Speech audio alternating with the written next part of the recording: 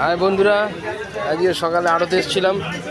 আড়তে এসে দেখলাম মাছের বাজার খুবই হাই, মাছ আড়তে খুবই কম, প্রচুর দাম।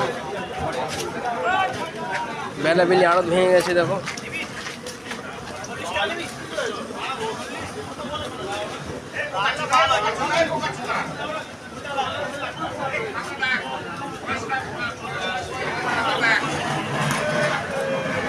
বেলাবেলি আড়ত ভেঙে গেছে, মাছের বাজার আজকে খুবই হাই, মাছ নেই আজকে আড়তে। যে সমস্ত পুকুর মালিক আছে তাদেরকে বলছি বাজার ভালো আছে, যদি জাল করো দুটো পয়সার মুখ দেখতে পাবে।